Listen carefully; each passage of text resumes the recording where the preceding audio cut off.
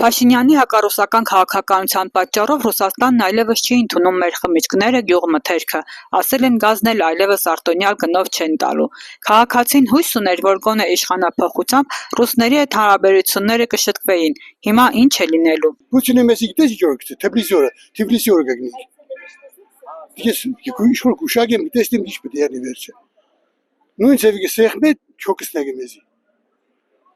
Մենք ապրուց չունենք երբազա։ Ռուսը ասում է արտոնյալ պայմաններով որտեղ ինքը ոչ դիվանագիտություն ունի, ոչ պատուս է, ոչ չգիտեմ, ինքը իրան դարել է Կոլոմբոսի տեղը։ Հայտնագործություն գուզեին է, մենք ինքնիշխան ենք, անկախ ենք, Արցախ կուտանք Սյունիք, կուտանք չգիտեմ, ռուսնդեղ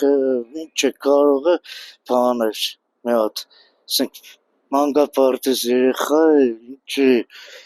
կոնֆետով է խապում Ռուսաստանին։ Հատկապես Ռուսաստանն այսպես մեզ նեղում է, մեր վիճակը երևի ավելի սվադանա։ Ամեն ինչ փակել արդեն, եկուս մեկ էլ որ գազը չտվեց,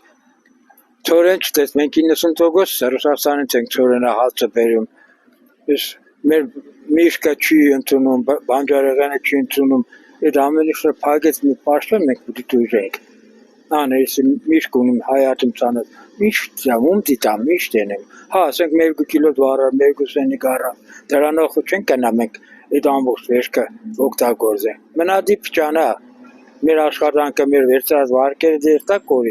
կորի բիդի։ Պուտինն ասում է գազը արտոնյալ պայմաններով չեք Գազը որ կտրվա, Հայաստանը ինչ անելու, կորած երկիր է, всё։ Գազն է ժողովրդին պահում, որ գազը կտրվա։ Հիմի ժողովուրդը նախդին այդ գարդոն են վառում, գարդոն, ящикների գարդոն են վառում։ 50% ըստ լեննականım, վագոնչիկների մեջ են ապրում։ Նիկոլը ինչ ա մտածում դրա համար։ Հենա ճանապարհը փագա։ Այստեղ պրոդուկտը,